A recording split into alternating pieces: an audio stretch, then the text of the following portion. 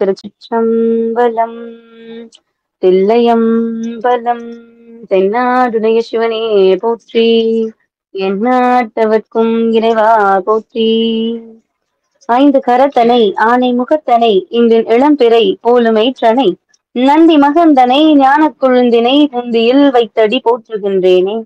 அஞ்சு முகம் தோன்றில்லாறு முகம் தோன்றும் வெஞ்சமதில் அஞ்சேல் என வேல் தோன்றும் நெஞ்சில் ஒருகால் நினைக்கும் இருகாலும் தோன்றும் முருகா என்றோதுவார் முன். ஆத்தாளை இங்கள் அபிராம வல்லியை அண்டமெலாம் பூத்தாளை மாதுளம் பூ நிறத்தாளை புவியடங்க காத்தாளை அங்கையில் பாசாங்குசமும் கரும்பும் வில்லும் சேர்த்தாளை முக்கண்ணியை தொழுவார்க்கு ஒரு தீங்கும் இல்லையே. புழியர்கோன் வெப்பொழித்த புகழியர்கோன் கடல் போற்றி ஆழிமிசைகள் மிதப்பிலனைந்த பிரானடி போற்றி வாழித்திருநாவலூர் வன் தொண்டர் பதம் போற்றி ஊழிமலி திருவாத ஊரார் திருத்தாள் போற்றி தெய்வசேக்கிழாரடி போற்றி போற்றி. உலகிலாம் உணர்ந்து ஓதற்கரியவன் நிலவுலாவிய நீர்மழி வேணியன் அழகில் சோதியன் நம்பலத்து ஆடுவான் மலர்ச்சிலம்படி வாழ்த்தி வணங்குவோம். சிவாய நமக. திருச்சிற்றம்பலம். மதுரைக்கே உரித்தான திருவிளையாடல் புராணம் 64 படலங்களும் 3 காண்டங்களாக பிரித்து மதுரைக்கே உரித்தான திருவிளையாடல் புராணம். மதுரையில் மட்டுமே எம்பெருமான் நடத்திய திருவிளையாடல் புராணம். நாம ஒவ்வொரு வாரமும் சில படலங்களை சில கதைகளை நாம பார்த்துக்கிட்டு வரோம். அப்படியாக இன்னைக்கு மதுரை சொக்கேச பெருமானின் திருவடி நிழலில் அவருடைய பாத கமலத்துல 37வது படலமாக சோழனை மடுவில் வீழ்த்தியது, 38வது படலமாக உளவா கோட்டை அருளியது, 39வது படலமாக மாமனாக வந்து வழக்குரைத்தது அப்படின்னு 3 படலங்களை நாம பார்க்க போறோம். சிவாய நமக. திருச்சிற்றம்பலம். இந்த 3 படலங்களும் சொக்கேச பெருமானின் திருவடி நிழலில் சமர்ப்பணம். சிவாய நமக. திருச்சிற்றம்பலம். உனக்கு பணி செய்ய உந்தனை என்னாலும், உனக்கு பணி செய்ய உந்தனை என்னாலும் நினைக்க வரமெனக்கு நீதா நீதா. மனக்கவலை நீக்குகின்ற தென்மதுரை நின்மலனே, மனக்கவலை நீக்குகின்ற தென்மதுரை நின்மலனே, எவ்வுலகுமாக்குகின்ற சொக்கநாதா சொக்கநாதா சொக்கநாதா சொக்கநாதா சொக்கநாதா. உனக்கு பணி செய்ய உந்தனை என்னாலும் நினைக்க வரமெனக்கு நீதா நீதா. மனக்கவலை நீக்குகின்ற தென்மதுரை நின்மலனே, எவ்வுலகும் ஆக்குகின்ற சொக்கநாதா, எவ்வுலகும் ஆக்குகின்ற சொக்கநாதா சொக்கநாதா சொக்கநாதா சொக்கநாதா சொக்கநாதா. திருச்சிற்றம்பலம். தில்லையம்பலம். சோழனை மடுவில் வீழ்த்திய படலம். ஒவ்வொரு பாண்டிய மன்னனா ஆட்சி பண்ணிக்கிட்டு வர்றாங்க நம்ம மதுரையில. ஒவ்வொரு பாண்டிய மன்னர்களும் வழி வழியாக இறைவனை தொடர்ந்து ஒவ்வொரு பாண்டிய மன்னர்களும் ஆட்சி புரிந்து வராங்க. ஒவ்வொருத்தருமே இறைவனை மறக்காம அவரின் மேல அன்பின்பால் கருணையும் கொண்டு ஆட்சி பண்ணிட்டு வர்றாங்க. ஒவ்வொருத்தருமே தனித்திறன். எந்தெந்த பிரச்சனை வந்தாலும், மதுரைக்குன்னு ஒரு பிரச்சனை வந்துச்சுன்னா அந்த பிரச்சனைய தீர்க்கிறதுக்கு சொக்கேச பெருமான் தானே வருவார். அடியேனும் நினைச்ச சில முறைதான் இறைவன் மதுரைக்கு வந்திருக்கார். ஒரு 3 முறை வந்திருப்பாரா, ஒரு 4 முறை வந்திருப்பாரான்னு நான் நினைச்சேன். ஆனா அப்படி கிடையாது. இந்த திருவிளையாடல் புராணம் முழுக்கமே இறைவன் வந்திருக்கார். அப்ப அப்பேற்பட்ட மதுரையம்பதி நினைக்க, அந்த மதுரையம்பதியை சொன்னாவே மதுரை மதுரை மதுரை, மதுரங்கள் நிறைந்த மதுரைன்னு மதுரம் மதுரையம்பதியில் எழுந்தருளிருக்கும் ஆலவாயப்பனை சொக்கேச பெருமானை உள்ளன்போடு வணங்குற ஒவ்வொரு உயிருக்கும் முக்தி. மதுரையில் ஒரு இரவு ஒரு பகல், ஒரு சூரியன் ஒரு நிலவை ஒரு சேர தரிசிக்க முக்தி. அப்ப ஏன் அந்த முக்தி ஏன் கொடுக்க கூடாது, ஏன் அப்படின்னு நினைச்ச தருவாயில இறைவன் இப்படி மதுரையை ஆட்சி பண்ணிருக்கும் போது அந்த அருள் ஏன் நமக்கு கிடைக்காது இல்லையா? அப்படியாக பாண்டிய மன்னர்களின் வம்சாவழிகளில் ஒவ்வொரு பிரச்சனை, ஒவ்வொருவருக்கும் ஒவ்வொரு பிரச்சனையாக இருக்கும் பொழுது இறைவன் எழுந்தருளி அப்பிரச்சனையை தீர்த்தருள்கிறார் இல்லையா? ஒவ்வொரு முறையும் இறைவன் எழுந்தருளி அப்பிரச்சனையை தீர்த்தருள்கிறார். அதே போலதான் ராஜேந்திர பாண்டியன் வம்சாவழியில வராங்க. ஒவ்வொரு பாண்டியனா ராஜேந்திர பாண்டியனுக்கு மகன், அவருக்கு மகன், அவருக்கு மகன், அவருக்கு மகன், ஒரு 4-5 தலைமுறைகள் தாண்டி சுந்தரேச பாதசேகர பாண்டியன் அப்படின்னு ஒருத்தர் வந்து பிறக்கிறார். அழகுல சிறந்த, அப்படி அழகுன்னா ஒரு அழகு, அவ்வளவு அழகு, ஆட்சி புரியறதுலயும் அவ்வளவு திறமை. அழகு மட்டும் இருந்தா பத்தாது, ஆட்சி புரியறதுலயும் திறமை இருக்கணும். ஒரு ராஜா ஒரு செங்கோல் ஏந்தி ஒரு ஆட்சி புரியறார் அப்படின்னும் போது அந்த ஆட்சி எப்படி இருக்கணும்? யாருமே குறை கூறும்படியாக இருக்கக்கூடாது, மக்கள் நல்ல செல்வ வளத்தோடு இருக்கணும், இல்லை இல்லை இல்லை என்ற பெயர் அந்த நாட்டுக்கு வரக்கூடாது. அப்படித்தானே? அப்படி இருக்கும் பொழுது அவ்வாறாக அழகாக ஆட்சி புரிஞ்சுட்டு வந்த இவர் சுந்தரேச பாதசேகர பாண்டியன் அதிகமாக இறைவன் மேல பக்தி.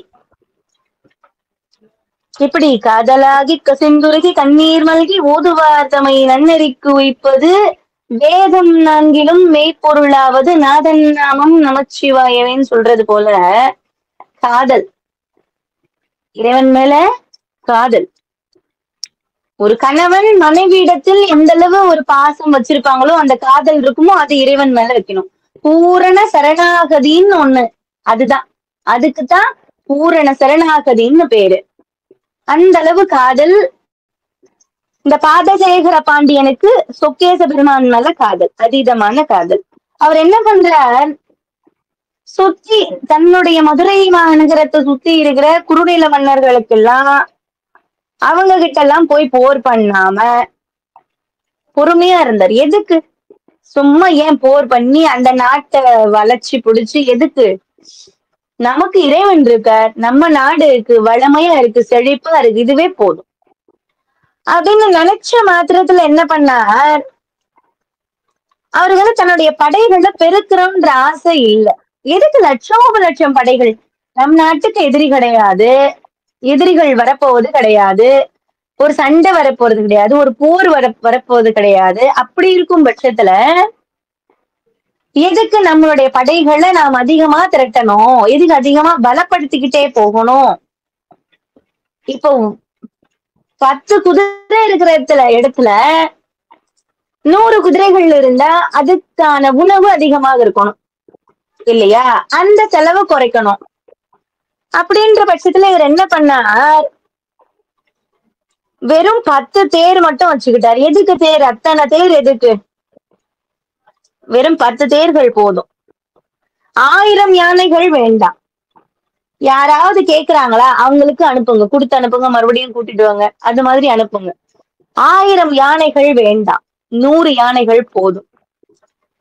1000 குதிரைகள் போதும். 10,000 குதிரைகள் இருந்துச்சான், 1000 குதிரைகள் போதும். 10,000 வீரர்கள் போதும்.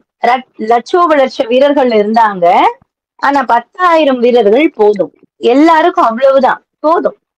அப்ப அந்த ராஜா நாடு செல்வ செழிப்பா இருக்கு, அந்த காசெல்லாம் அவர் என்ன பண்ண போறார் அப்படின்னு நம்ம என்ன யோசிச்சுக்கிட்டு இருக்கிற நேரத்திலேயே அவங்களுக்கெல்லாம் தக்கபடி ஊதியம் கொடுத்தார். அதாவது 10 தேருக்கான சம்பளம் ஊதியம், 100 யானைகளுக்கான ஊதியம் அந்த யானை பாகன்களோடு சேர்த்து, 1000 குதிரைகளுக்கான ஊதியம் கொடுத்தார். 10,000 வீரர்களை மட்டும் வச்சுக்கிட்டு அவங்களுக்கு தேவையானது கொடுத்தார், ஊதியமும் கொடுத்தார். மீதி இருந்த காசுகள்லாம் என்ன பண்ணார் அப்படின்னு கேட்டா, இறைவனுக்கு திருப்பணி செய்யறதுலயே செலவிட்டார். பாதசேகர பாண்டியன் அந்த காசை மொத்தமே என்ன பண்ணார், சிவபெருமானுக்கு, சொக்கேச பெருமானுக்கு, ஆலவாய் அண்ணலுக்கு, சோமசுந்தர கடவுளுக்கு திருப்பணி செய்யறதுக்கே அதை பயன்படுத்தினார். இறைவனுக்கு என்னென்ன செஞ்சாரா, கண்டிகைகள் செஞ்சார், மகுடங்கள் அமைத்த, இறைவனுக்கு மகுடங்கள் செய்தார், வைடூரிய நவரத்னங்கள் அமைத்து மகுடம் செஞ்சார், இறைவனுக்கு செஞ்சார்.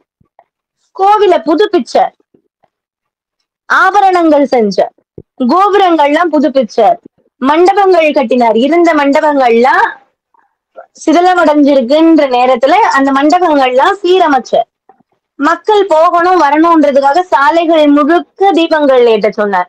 ஒரு சாலையும் விடக்கூடாது, இப்ப ஏற்றி இருக்கிறது பத்தலன்ற போதாது அப்படின்ற காரணத்தினால அதிக தீபங்கள் ஏற்றணும். கோவில் முழுக்க என்னென்ன பண்ணணுமோ எல்லாம் பண்ணார், எல்லாத்தையும் பண்றார். எதை குறைச்சு, தன்னுடைய படைபலத்தை குறைச்சு அதுல இருந்த காசை வச்சு இப்படி பண்ற. அதாவது ராஜா தானே, இதில் படைபலத்தையும் பெருகிட்டு ஒரு கோவிலும் திருப்பணி பண்ணா என்ன அப்படின்னு நமக்குள்ள ஒரு கேள்வி வரும். குந்தி சென்றால் குன்றும் கரையும் அப்படின்னு சொல்லுவாங்க இல்லையா? நம்ம ஒரு வச்சுக்குவோம், நம்ம கிட்ட அதாவது சொத்து மட்டுமே இருக்கு, யாருமே வீட்டுல வேலைக்கு போல, ஆயிரக்கணக்கான சொத்து இருக்கு, நிலப்புலன் இருக்கு, நகை நட்டு இருக்கு, வீடு இருக்கு, அசையும் சொத்து அசையா சொத்துன்னு பல கிடக்கு, 4 தலைமுறைக்கு வேலைக்கு போகவே வேண்டாம் அப்படின்ற பட்சத்துல, போகவே வேண்டாம், இருக்கிற சொத்தை சாப்பிட்டா போதும், நம்ம காலம் கழியும் அப்படின்னு நாம நினைச்சு அதை மட்டுமே சாப்பிட்டுக்கிட்டு வந்தா ஒரு நாள் அதுவும் கரைஞ்சு போகும். ஒரு நாள் அதுவும் கரைஞ்சு போகும். யோசிச்சான் பாண்டியன், நம்ம சொத்து இருக்கு இல்லைன்னு சொல்லல, எதற்கு பெருக்கிக்கிட்டு போகணும்? இறைவன் நம்முடன் இருக்கும்போது இந்த பக்குவம் நமக்குள்ள வர்றது கிடையாது. இறைவன் நம்முள்ள இருக்கிறார், நம்ம கிட்டவே இருக்கார், நாமாவே இறைவனாக இருந்தாலும் சரி. ஒவ்வொரு மனிதனும் ஒவ்வொரு தவறு செய்யும் போதும் இறைவன் நம் பக்கத்தில் இல்லை, நம்முடனே தான் இருக்கிறார் அப்படின்ற நினைச்சா அந்த தப்பு செய்ய மாட்டோம். புரியுதுங்களா? இது எதுக்கு அவர் சொல்ல வராருன்றதுக்காக சொன்னவங்களுக்கு. ஒவ்வொரு மனுஷனும் நமக்குள்ள இறைவன் இருக்கார், இருதய துடிப்பாகவே சிவபெருமான் நடராஜ பெருமான் தான் ஆடிக்கிட்டு இருக்கார் நினைச்சோம்னா எந்த தவறுகளும் நாம பண்ண மாட்டோம். ஒவ்வொரு செயலுமே சந்தோஷமான விஷயம் நம்ம பண்ணாலும் இறைவன் கிட்டதான் போகும், மனசு ஆண்டவன் கிட்டதான் போகும். அப்படித்தான் பாதசேகர பாண்டியன், இறைவன் நம்மோடு இருக்கும் போது எந்த பகையாளி நம்ம தீண்டிடுவான். இறைவனான சிவபெருமான் நம்மிடம் இருக்கும் பொழுது நவக்கிரகங்கள் என்ன பண்ணும்? நாளென் செய்யும், கோளென் செய்யும், என்னை நாடு வந்த கொடும் கூற்றென் செய்யும். சொன்னது போல எதுவும் எதாலையும் பண்ண முடியாது. என் இறைவன் என்னுள்ளே இருக்கிறார். புரியுதுங்களா? என் இறைவன் என்னிடத்திருக்கிறார். அவனை நான் எப்படி பட்டிருக்கேன், சிக்கென பிடித்தேன் அம்மையே, அப்பா ஒப்பில்லா மணியே, அன்பில் விளைந்த ஆரமுதே பொய்மையே, பெருகி பொழுதினை சுருக்கும் புழுத்தலை பிள்ளையேன் தனக்கு செம்மையேயாய சிவபதம் அளித்த என் செல்வமே, சிவபெருமானே இம்மையே உன்னை சிக்கென பிடித்தேன், எங்கெழுந்து அருளுவது இனியே. திருவாசகத்துல சொன்னார். நான் உன்னை புடிச்சிட்டேன், உன்னை புடிச்சு இப்படி வச்சிருக்கேன், அன்பால பிடிச்சு வச்சிருக்கேன், அன்பெனும் பிணியுள் அகப்படும் தனிப்பொருள், உன்னை அப்படி புடிச்சு வச்சிருக்கேன், என்னை விட்டு நீ எங்க போயிருவ, அப்படி அன்பால இறைவனை பிடிச்சவன் என்ன பண்ணா, பாதசேகர பாண்டியன் படைபலத்தை குறைத்து இறைவனுக்கு திருப்பணி செய்ய ஆரம்பிச்சான். நம்ம தான் நல்லா இருந்தவே பிடிக்காது பக்கத்துல அக்கம் பக்கம் இருக்கிறவங்களுக்கு. உடனே இத கேள்விப்பட்ட சோழ ராஜா, சோழ அரசன், சோழ அரசு அப்படின்றது பேரரசு, கடல் கடந்தும் அமைச்சாங்க ஆட்சிகளை, கடல் கடந்தும் ஆட்சிகள் பண்ணாங்க. சோழ பேரரசுன்றது ஒரு கடல். ஆனா பாண்டிய பேரரசே கிடையாது. பாண்டியன் அரசன், ராஜா. பாண்டியன் அப்படின்ற அந்த பாண்டியன்றது வந்து அந்த சேர சோழ பாண்டியர்கள்ல பாண்டியருடைய நிலம் வந்து கம்மிதான், கொஞ்சம் தான். ஆனா சோழர்களோட ஒப்பிடும் போது பாண்டியர்கள் வந்து அவ்வளவு பெரிய கிடையாது, பெரிய ஆள் கிடையாது, பெரியவங்க கிடையாது. இவங்களுடைய படைபலம் குறைவு, இவங்களுடைய படைபலம் அதிகம், கடல் போல சேனைகள். அப்படி இருக்கும் பொழுது இத கேள்விப்பட்ட சோழ மன்னன் படையெடுத்து வரான்.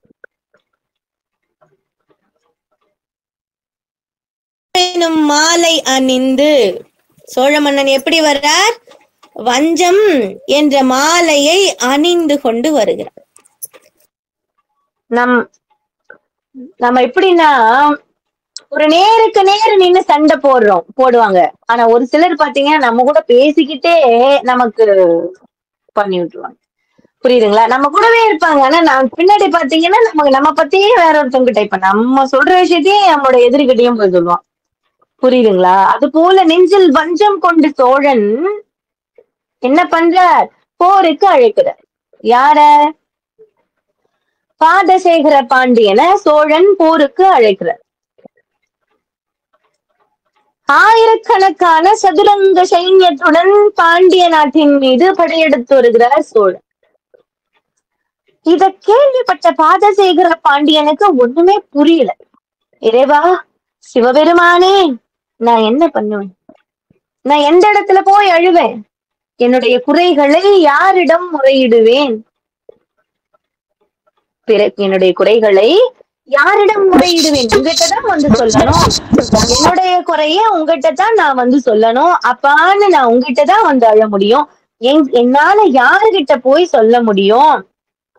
அந்த அப்படின்னு நினைச்சுக்கிட்டு திருக்கோவிலை நோக்கி ஓடுறான். ஓடி போய் அந்த பாதசேகர பாண்டியன் இறைவனுடைய திருவடியில விழுந்து, எம்பெருமானே, சிவபெருமானே, அடியேன் என்ன செய்வேன்? உனக்கே தெரியுமே, நம்முடைய சேனை குறைந்த அளவு எண்ணிக்கை கொண்டதாச்சு. அந்த காவிரி சோழன் என்ன பண்ணா? கடல் போல அந்த சேனைகளை எடுத்து கடல் போல காட்சி தருகிறானே, அவனிடத்திலிருந்து நம் மதுரையை எவ்வண்ணம் மீட்பேன்?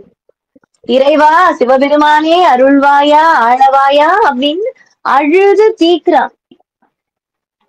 அப்படி தீர்க்கும் போது எங்க போய் இறைவன் கிட்ட போய் பேசணும்? நல்லவர் தீயவரே நாடு நச்சினர் செல்லல் கேட சிவமுக்தி காட்டுவ கொள்ள நமந்தமர் கொண்டு போமிடத்து அல்லல் கெடுப்பன வஞ்செழுத்துமே கொள்ள நமந்தமர் கொண்டு போமிடத்து அல்லல் கெடுப்பன வஞ்செழுத்துமே அல்லல் கெடுப்பன வஞ்செழுத்துமே. யமனே வந்தன் உயிர் பறித்து கொண்டு போனாலும் அவன் வந்து கேட்கணும், நின்னு என்கிட்ட பர்மிஷன் கேட்கணும். யார்கிட்ட? இறைவன் கிட்ட. உயிர் எடுத்துக்கிட்டுமா? அவன் இறைவா, சிவபெருமானே, அந்த உயிரை எடுத்துக்கிட்டுமா? அந்த உயிர் சிவசிவா சிவசிவான்னு சொல்லிக்கிட்டு இருக்கு. நமச்சிவாயன் அந்த வார்த்தைய சொன்னா யமனே யோசிப்பாரா நம்முடைய உயிரை எடுக்க? அப்ப பாண்டியன் போய் கதறான், இறைவா, சிவபெருமானே, நான் என்ன பண்ணுவேன்? இப்படி என்ன துடிக்க வைக்கிறியே இறைவான்னு போய் அவனுடைய பாதத்தை பற்றி அழும்போது இறைவன் அசரீரியாக வாய் முடிந்து அருளினான். பாண்டியா, கொஞ்சமும் நீ அஞ்ச வேண்டாம். நாமே சென்று போர் செய்து நீ வெற்றி அடையுமாறு செய்கிறோம் அப்படின்னு இறைவன் திருவாய் மலர்ந்தருளி வாய்மொழிந்து அருளினார். இப்படி சொன்னதை கேட்ட மன்னனுக்கு சந்தோஷம், பேருவகை, ரொம்ப சந்தோஷம். அந்த சந்தோஷத்திலேயே அவன் போர் தயாராகி நின்ற வண்ணம் அப்படி கிளம்பி வந்தான். வெளியே வந்த உடனே சிவபெருமானே அப்படின்னு நினைச்ச க்ஷணத்துல பல கருவிகள் எல்லாம் எடுத்துக்கிட்டு போர் முழங்க ஆரம்பிக்கும் போது அதாவது இங்கிருந்து நம்ம கிளம்ப போறோம் அப்படின்னு ஆரம்பிக்கும் போது அந்த சங்கு முழங்கும் போது இறைவன் அழகா அப்படி காட்சி கொடுக்கிறார். எப்படி காட்சி கொடுக்கிறார்? பாண்டிய படை பல மடங்கு பெரிதாகிற்று. 1000-10,000 ஆட்களே போதும் அப்படின்னு சொன்ன பாண்டியன் லட்சோப-லட்சம் ஆட்கள் போல தெரியுது. சேனைகள் எல்லாம் பெருகிடுச்சு. 100 யானைகள் போதும் சொன்ன இடத்துல 1000 யானைகள், 1000 குதிரைகள் போதும் சொன்ன இடத்துல 10,000 குதிரைகள், பல பல பல பல இறைவன் நினைச்ச க்ஷணத்துல பெருக்கிக்கிட்டே போகுது படைகள். இறைவன் சேனைக்கு முன்னாக நின்ற பாண்டியா, என் முன் நீ செல், உன் பின் நான் தொடர்கிறேன். இறைவா,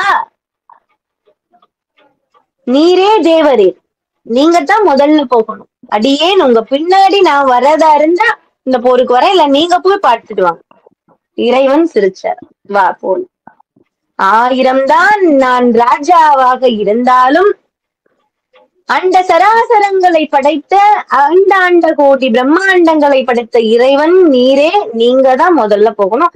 அடியேன் உங்க பின்னாடி வர அப்படின்னு சொன்ன ஒரே காரணத்தினால இறைவன் முன்னதாக செல்கிறார். பெருமான் எப்படி அந்த இடத்துல வந்து நின்னார்? வேடுவ உருகொண்டு வந்து நின்ன.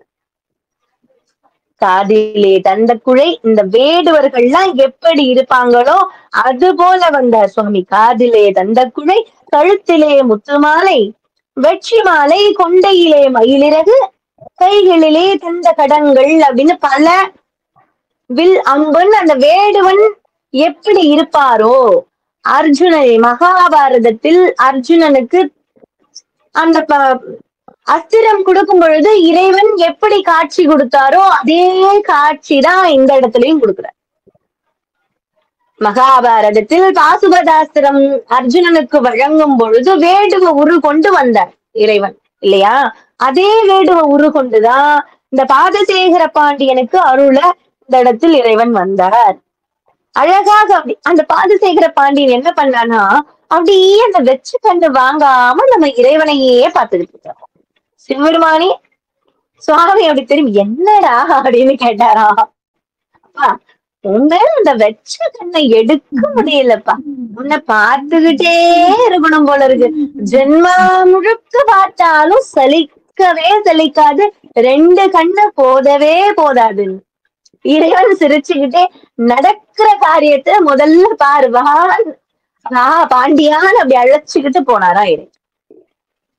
அப்படி சோழர் படை முன்னாடி இறைவன் நிற்கும் பொழுது படைகள் அப்படி பெரிதான உடனே சோழர்கள் கடலென வந்த படைகள் அமிழ்ந்து தெரியுது. அதாவது கொஞ்சமா தெரியுது, இவங்களுடைய படை ரொம்ப பெரிசா தெரியுது.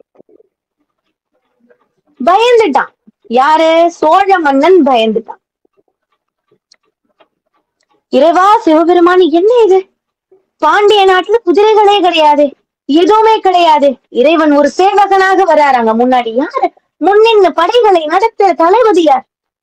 இவங்க யார், அவங்க யார்? ஒண்ணுமே புரியல, ஒண்ணுமே புரியல.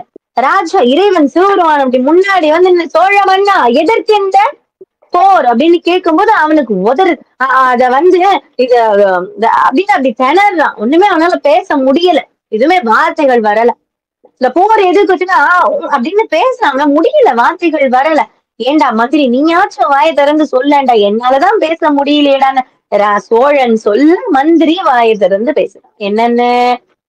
உங்களுடைய நகரத்தில் இருக்கிற பொன் பொருள்களை களவாடுவதற்கு தான் நாங்க படையெடுத்து வந்தோம். இந்த பொன் பொருள்கள் களவாடுறதுக்கு இடமா இது? எங்க வந்து நிக்கிறீங்கன்னு தெரியுதா? மதுரையம்பதியில் வந்து நின்று கொண்டிருக்கிறீர்கள் அப்படின்னு இறைவன் அப்படி கர்ஜனை, சிங்கம் போ இறைவன் கர்ஜனை செய்யவும் யாராலையுமே அந்த இடத்துல வாய் திறந்து பேச முடியல. இறைவன் கைவேல் சுவாமி கையில ஒரு வேல் வச்சிருக்கார், வேல் என்ற ஆயுதம் வச்சிருக்கார். அந்த சோழ மன்னன் பார்த்து பயந்துட்டான். இன்னைக்கு கண்டிப்பா இன்னைக்கு சந்தேகத்துக்கு இடம் இல்லாம நாம அந்த கைவேலால் தான் இறப்பது உறுதின்னு உறுதியில நினைச்சுக்கிட்டான். இறைவன் அந்த அளவுக்கு கோபமா அப்படி காமிக்கிறார். எந்த இடத்துலயுமே இறைவன் கோப அக்னியாக தன்னை காட்டியது கிடையாது. இந்த இடத்துல அப்படி கோபமா அப்படி தன்னை காண்பிக்கும் பொழுது சோழ மன்னர்கள் அந்த சோழ மன்னனும் சோழ படைகளும் அஞ்சு நடுங்குது. அந்த ஒரு வேளுக்கே நம்மால பதில் சொல்ல முடியாது போலவே. அப்ப தன்னுள் இருக்கும் கடல், பெருங்கடல் போன்ற அந்த படைகளை நாம எப்படி வீழ்த்த போறோம் அப்படின்னு நினைச்ச சோழன் பயந்து ஒடுங்கிட்டான். இறைவன் எதுவுமே பண்ணல. இறைவன் எதுவுமே பண்ணல. அப்படியே சோழ முன்னாடி நின்று தன்னுடைய நிலையை அதே இடத்தில் மறைந்தருளினார். ஜோதி ஸ்வரூபமாக இறைவன் மறைந்து காட்டினார். சோழா ஒன்று புரிந்து கொள், உயிர்களை மாய்ப்பதன் மூலம் ஒருவன் வெற்றி பெறுவதென்பது வீண். புரியுதுங்களா? உயிரை மாய்ப்பது மூலம் ஒருவன் வெற்றி அடைய வேண்டும் என்பது வீண். நாட்டுக்கும் எதுவும் ஆகக்கூடாது, அவனுக்கும் எதுவும் ஆகக்கூடாது. ரெண்டு பேரும் பத்திரமா இருங்க, அவங்க நாட்டுக்கு திரும்பி போங்க. பாண்டிய நாட்டிற்கு ஒரு கொடுமை, ஒரு போர், ஒரு பிரச்சனை நடக்குதுன்னா நான் அந்த இடத்துல நிப்பேன்னு இறைவன் சொல்லி அப்படி ஜோதி ஸ்வரூபமா மறைஞ்சு அருள். இத பார்த்த பாண்டியன் அப்படி விழுந்து வணங்குறான். இறைவா சிவபெருமானே, அடியேனை காக்க வந்தனையா.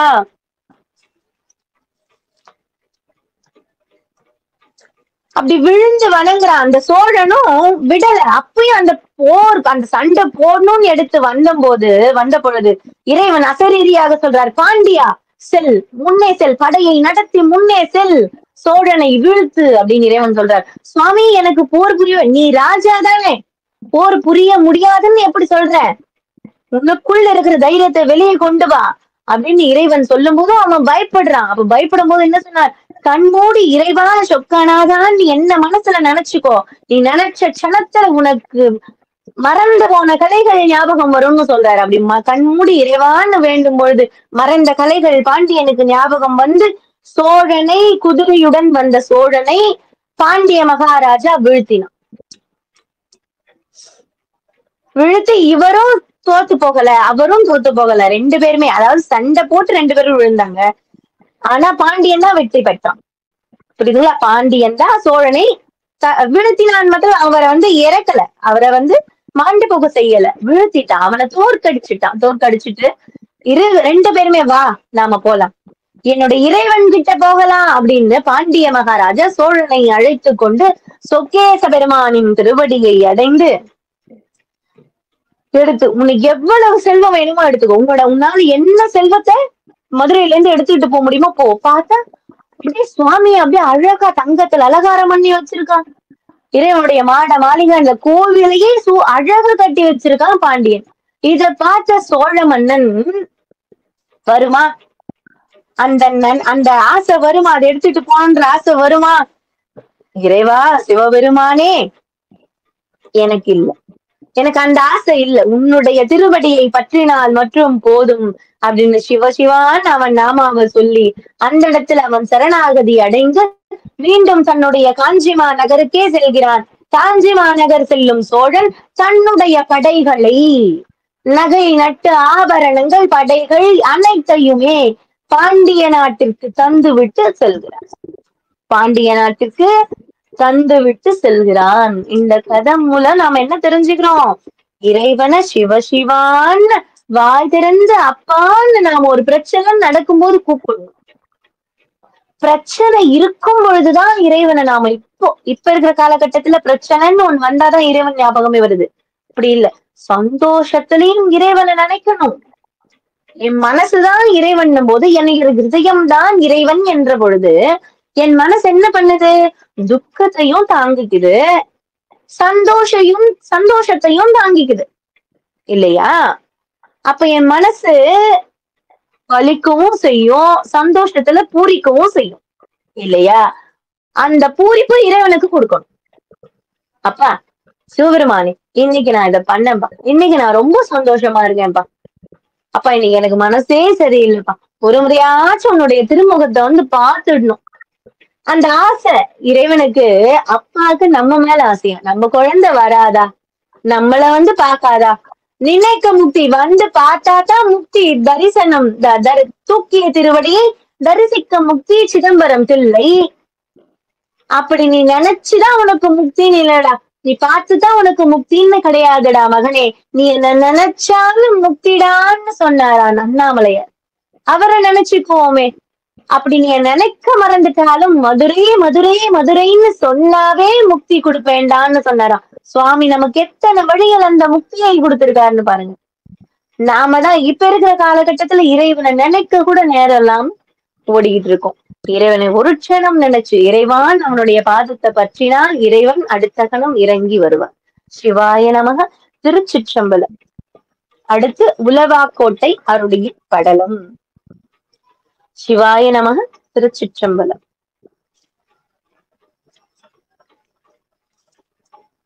அதே அழகான மாமதுரையில் பாண்டிய நாட்டில் அதீத சிறப்பு வாய்ந்த பாண்டிய நாடு. இப்பதான் சோழனுடைய படைகள் எல்லாம் பாண்டிய நாட்டுக்கு வந்துடுச்சு. அப்ப அதிக சிறப்பு வாய்ந்த பாண்டிய நாடாக மாறிய நாடு. அந்த நாட்டில் அடியார்க்கு நல்லான் அப்படின்னு ஒரு வேளாள மரபில் தோன்றிய ஒரு அடியார் இருந்தார். அவர் பேரு பாருங்களேன், அடியார்க்கு நல்லான். அது என்னமா அடியார்க்கு நல்லான்? சிவ சிவன்னு ஒரு நாமா சொல்லிக்கிட்டு ஒருத்தர் அப்படி போயிட்டா போதும், அவங்களை அழைச்சு அவங்களுக்கு என்னென்ன செய்யணுமோ பாத அபிஷேகம் முதற்கொண்டு அவங்களுக்கு அன்னம்பாளிப்பு முதற்கொண்டு எல்லாத்தையும் செய்வார். அவங்க வேண்டினதை வேண்டினபடி கொடுப்பாராம். அடியார்க்கு நல்லான்ற பெயரை எடுத்தார். அழகான பெயர் இல்லையா? அது போல அவருக்கு மனைவி இருந்தாங்க. தர்மத்திற்கும் தர்மத்தால் வரும் கீர்த்திக்கும் பாத்திரமாக இருந்த அவருக்கு அழகான மனைவி. என்ன தர்மன் சொல்லிக்கிட்டு இருக்க அப்படின்னா தர்மசீலை அவள் பெயர்.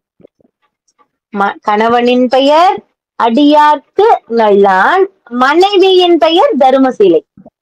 ரெண்டு பேருமே அந்தோட அன்புல குறைஞ்சதே கிடையாது. ரெண்டு பேரும் அன்புல குறைஞ்சதே கிடையாது. ஒருத்தர் மேல ஒருத்தரை வச்சிருக்கிற அன்புக்கு குறைவே கிடையாது. கணவன் என்ன நினைக்கிறாரோ அதை மனைவி செய்வார். மனைவி வீட்டுல இருந்தே கூட இன்னைக்கு கணவன் இதை வாங்கிட்டு வந்தா நல்லா இருக்குமே, இந்த அடியார் வந்திருக்காரே நினைச்ச க்ஷணத்துல கணவன் அதை வாங்கி எடுத்துட்டு வந்திருப்பார்.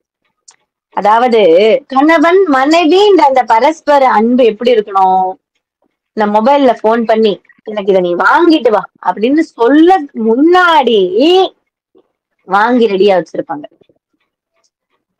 இன்னும் உங்களுக்கு தெளிவா சொல்லணும்னா, நாம நினைப்போம் ஐயோ நம்ம கணவனுக்கு போன் பண்ணுவோம். அதாவது இப்ப இருக்கிற காலகட்டத்துல நான் சொல்றேன், நம்ம கணவனுக்கு நம்ம வீட்டுக்காரருக்கு நம்ம போன் பண்ணுவோம் அப்படின்னு நம்ம மொபைல் எடுப்போம். ஆனா அவரு கரெக்டா போன் பண்ணிருப்பாரு. கரெக்டா சரியா அந்த நேரத்துல கால் வரும், அவருடைய அழைப்பு வரும் நமக்கு. அப்ப நம்ம என்ன நினைப்போம், அவர்கிட்ட பேசணும்னு நினைச்ச க்ஷணத்துல அவர் நம்ம கிட்ட பேசுறாரே அப்படின்னு ஒரு சந்தோஷப்படுவோமா இல்லையா? அதுதான் பரஸ்பர அன்பு. அதாவது மனைவி ஒரு விஷயம் செய்யணும், இதை நமக்கு ஒருத்தர் கொடுக்கணும் அப்படின்னு நினைச்சா அதையே கணவனும் நினைப்பேன். நீ குடும்பம், நீ இந்த விஷயத்த செய், நீ இந்த வேலையை பாரு.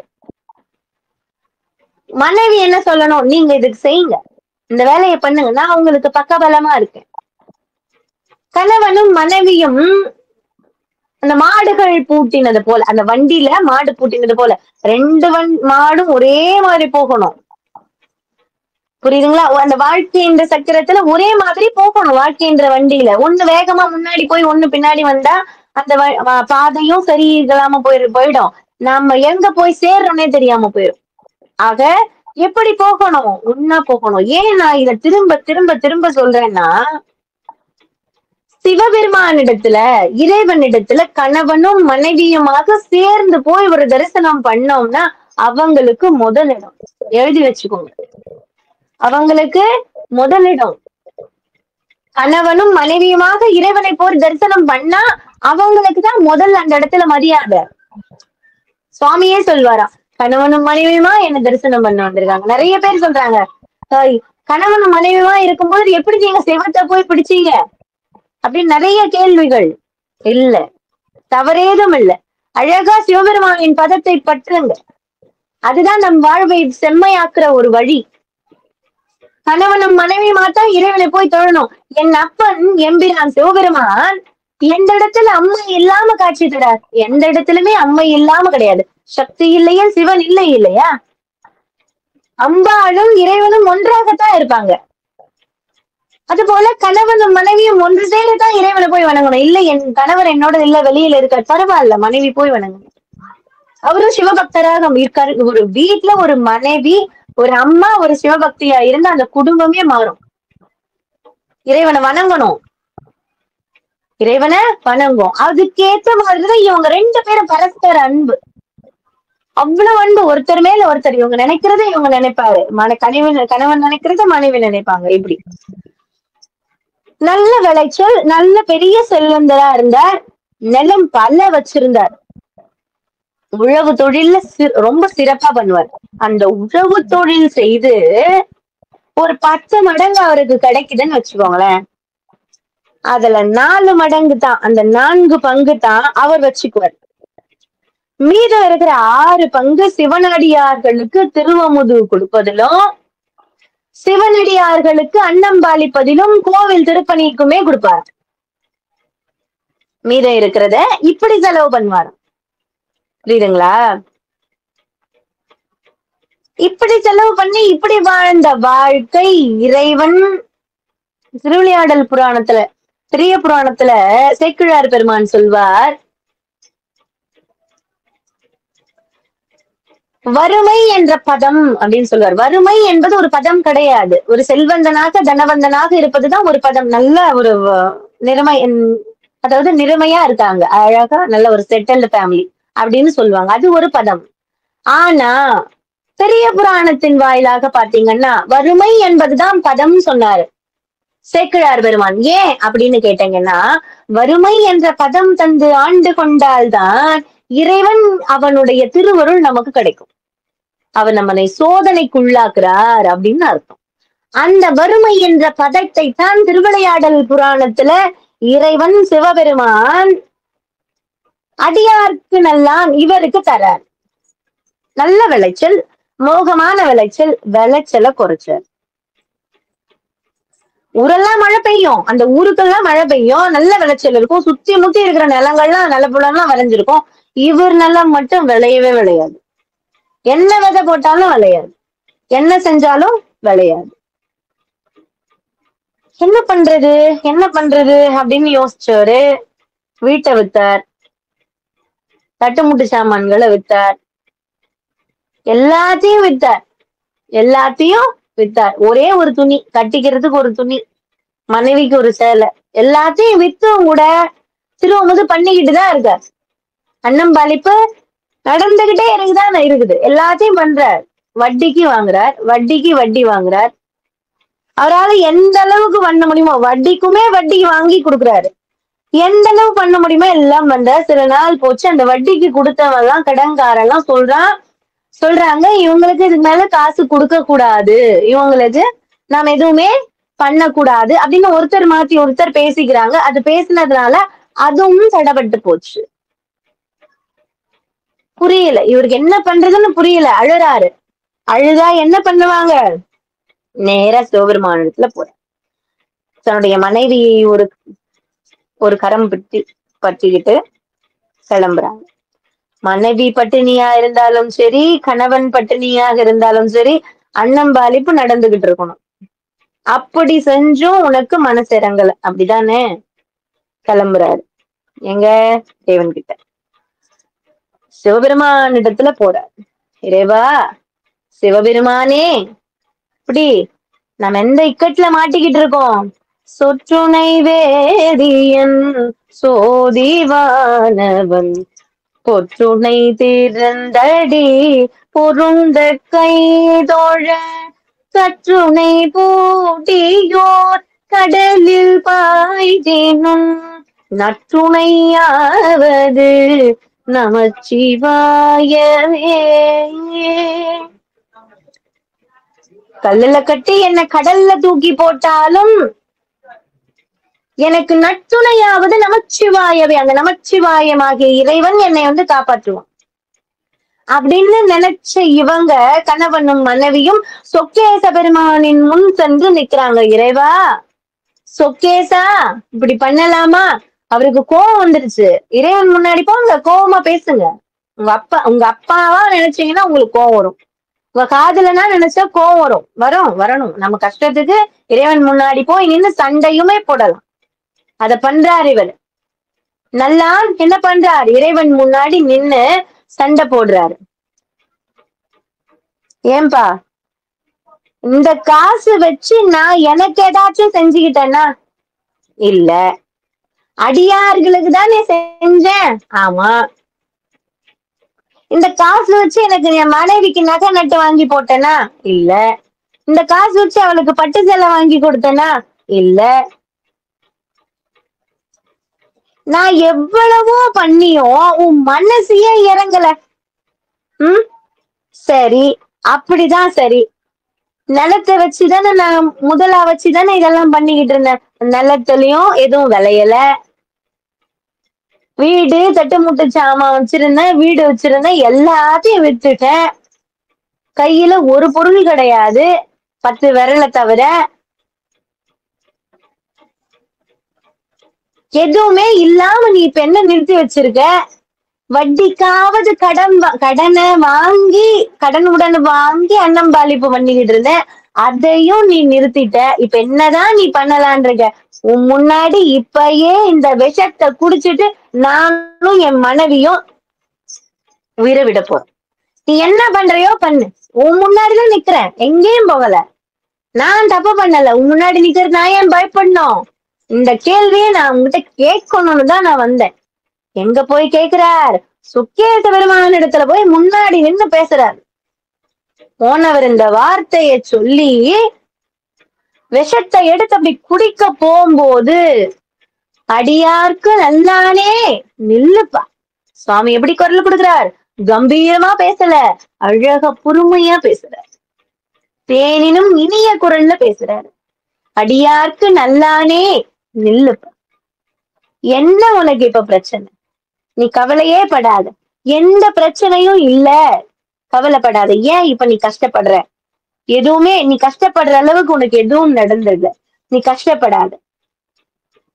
உனக்கு இதுதானே வேணும்? அடியவர்களுக்கு நீ அன்னம் பாலிக்கணும், அவ்வளவுதானே.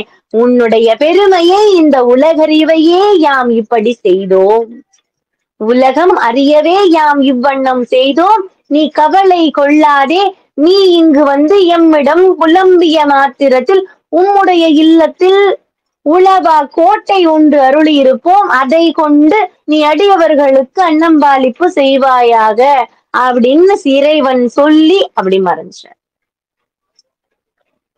உளவா கோட்டை அப்படின்னா ஒரு குடவுன் வச்சுக்கோங்க. இப்ப சொல்றதுக்கு சொல்றேன். குடவுன் அதாவது நெல்கிடங்குன்னு சொல்லுவோம்ல, சேமிப்பு வச்சிருப்பாங்கல்ல, அது போல அல்ல அல்ல அல்ல குறையாத செந்நெல். சுவாமி வெள்ளை அரிசிகளை கூட தரலையா, செந்நெற்களை, அது செம்மையான அரிசிகளை ஒரு கோட்டை போல சேமிச்சு வச்சிருக்காரு அவங்க வீட்டுல. நீ போ, அதை எடுத்து அடியவர்களுக்கு அன்னம்பாளிப்பு பண்ணு அப்படின்னு இறைவன் சொல்லி மறைஞ்ச நேரத்துல அந்த அவங்க 2 பேரும் வீட்டுக்கு ஓடி போய் பாக்குறாங்க. தனக்கு வீடும் கிடைச்சிருச்சு, போன செல்வம் எல்லாம் திரும்பி வந்துருச்சு, நல்ல புலன் எல்லாம் வந்துருச்சு.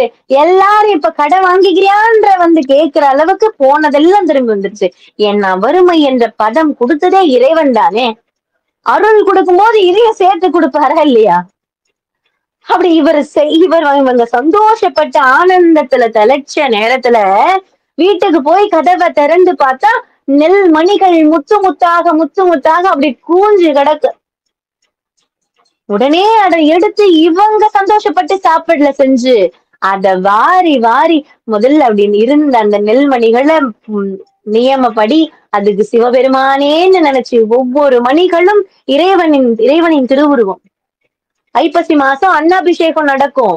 1000 லிங்கத்தை ஒரு சேர தரிசனம் பண்ணா அவ்வளவு புண்ணியம். நாம எங்க 1000 லிங்கத்தை தரிசனம் பண்ண முடியும்? அதுக்காகத்தான் இறைவன் திருவுளம் பண்ணி ஐப்பசி அன்னாபிஷேகம்னு ஒண்ணு வச்சார். ஒவ்வொரு நெல்மணியும் ஒவ்வொரு சிவபெருமான். அந்த இடத்துல இறைவன் மேல சாத்தப்படுற அன்னத்துக்கு 1000 அன்னம் தானா இருக்கும்? கோடி அன்னம் அல்லவா இருக்கும்? கோடி கோடி கோடியாய் கோடி லிங்கம் என கோவில் கொண்ட ஜெகதீஸ்வரா, உன்னை பாடி பாடி என் பாவம் தீர்க்கிறேன் பாரில் வந்த அருணாச்சலா. அப்படின்ற மாதிரி இறைவன் கோடி கோடியா அதுல நமக்கு காட்சி கொடுப்பாரு. அவரை பார்த்து நம்முடைய ஜென்மாவை தீர்த்துக்கணும். அப்படி அந்த அன்னத்தை, அந்த அரிசி வச்சு அவங்க அன்னம் செஞ்சு அமுது செஞ்சு எல்லா அடியார்களுக்கும் போடுறாங்க. அப்ப அந்த கோட்டை என்ன? அல்ல அல்ல அல்ல குறையாத கோட்டை போல செஞ்சு கொடுத்தாரு சுவாமி இல்லையா? கோட்டை போல செஞ்சு கொடுத்திருக்காரு சுவாமி. அன்னம் பாலிக்கும் தில்லை சிற்றம்பலம், பொன்னம் பாலிக்கும் மேலுமை பூமிசை. அன்னம் பாலிக்கும் தில்லை சிற்றம்பலம், பொன்னம் பாலிக்கும் மேலுமை பூமிசை. என் அன்பு ஆலிக்குமாறு கண்டு இன்புற இன்னம் பாலிக்குமோ இப்பிறவியே? இன்னும் பாலிக்குமோ இப்பிறவியே? அன்னம் பாலிக்கும் தில்லை சிற்றம்பலம், பொன்னம் பாலிக்கும் மேலுமி பூமிசை. அன்னம் பாலிக்கும் தில்லை சிற்றம்பலம். இறைவன் பசின்னு போய் கேக்குற அந்த வாடுற பிஞ்சு முகத்துல இறைவன் காட்சி கொடுப்பார். எத்தனையோ தானங்கள் இருக்கு உலகத்துல. எந்த தானம் கொடுத்தாலும் திருப்தி அடையாத மனிதர்கள் இருக்காங்க. ஆனா ஒருவேளை உணவுல போதும்பா, வயிறு நிறைஞ்சு போச்சு, என் வயிறு நிறைஞ்ச மாதிரி நீ சந்தோஷமா இரு அப்படின்ற அந்த ஒரு வார்த்தை தான், அந்த நிறைஞ்ச வயிறு வாழ்த்துறதுக்கு தான் நம்ம கல்யாணத்துல எல்லாம் சாதம் போடுறோம். புரியுதுங்களா? அன்னம் பாலிப்பு பண்றோம். இப்பெல்லாம் பாத்தீங்கன்னா நிறைய அன்னம் பாலிப்பு, நிறைய இடத்துல இறைவனுடைய திருநாமாவை சொல்லி நிறைய இடத்துல அன்னம் பாலிப்பு பண்றாங்க. அடியேன் ஒரே ஒரு வேண்டுதல் வைக்கிறேன், உங்களுக்கு வேணுன்ற அளவுக்கு அந்த அன்னத்தை எடுத்து உபயோகப்படுத்துங்க, அத வீணாக்க வேண்டாம். நாம வீணாக்க கூடாது, நமக்கு வேண்டிய அளவு நாம எடுத்துக்கணும். சிவாய நமக. திருச்சிற்றம்பலம். இறைவனுடைய திருவருள் எது அப்படின்னு இருக்குதோ அது நமக்கு கண்டிப்பா கிடைக்கும். இப்போ நாம இந்த கதை மூலம் நாம என்ன தெரிஞ்சுக்கிறோம் அப்படின்னு கேட்டீங்கன்னா, எனக்கு வேணும்னு நான் உங்ககிட்ட கேட்கல, சண்டை போடலாம், அப்பா கிட்ட போய் சண்டை போடலாம். எனக்கு வேணும்னு அந்த நமக்குள்ள என்ன இருக்கும், அந்த ஒரு ஆணவம் இருக்கிற நம்மளது, அத நான் பண்ண இது எந்த அந்த ஆணவமே இருக்கக்கூடாது. எனக்கு என்னுடையதுன்றது அந்த வார்த்தை வரக்கூடாது. எல்லாருக்கும் செஞ்சு எல்லாருக்கும் போட்டேன், எல்லாருதுமே பொது, இறைவனுடையது, இறைவனுக்கு செய்யறது. அன்னம் பாலிக்கும் தில்லை சிற்றம்பலம். ஒரு பிடி அரிசி அப்படி வெளியே போட்டீங்கன்னாலும் சரி, ஒரு பிடி யாராவது ஒரு அவங்களுக்கு கொடுத்தீங்கனாலும் சரி, யாருக்கு எதை தானம் பண்ணாலும் இறைவனுடைய திருநாமாவை சொல்லி தானம் பண்ண. நமக்கு நான் கொடுத்தேன் அப்படின்ற எண்ணம் வரக்கூடாது. இறைவனுடைய திருநாமாவை சொல்லி கொடுங்க, அது பன்மடங்கு நமக்கு புண்ணியம் வரும்ன்ற இதை வச்சு கூட நாம கொடுக்க கூடாது. சிவாய நமக. திருச்சிற்றம்பலம். தென்னாடுடைய சிவனே போற்றி, எந்நாட்டவர்க்கும் இறைவா போற்றி. வான்முகில் வளாது பெய்க, மழிவளம் சுரக்க, மன்னன் கோன்முறை அரசு செய்க, குறைவிலாது உயிர்கள் வாழ, நான்மறை அறங்கள் ஓங்க, நற்றவன் வேள்வி மல்க, மேன்மைக்குள் சைவ நீதி விளங்குக உலகமெல்லாம். ஆறிரு தடந்தோல் வாழ்க, ஆறுமுகம் வாழ்க, வெற்பை கூறுசெய் தனிவேல் வாழ்க, குக்குடம் வாழ்க, சேவேலேறிய மஞ்சை வாழ்க, யானை தன் அணங்கு வாழ்க, மாறிலா வள்ளி வாழ்க, வாழ்க சீரடியாரெல்லாம் வாழ்க. அந்தனர் வானவர் ஆனிடம் வீழ்க, தன் புனல் வேந்தனும் ஓங்குக, ஆழ்க தீயது எல்லாம் அரண் நாமமே, சூழ்க வையகம் தொழில் தீர்க்கவே. சிவாய நமக. திருச்சிற்றம்பலம்.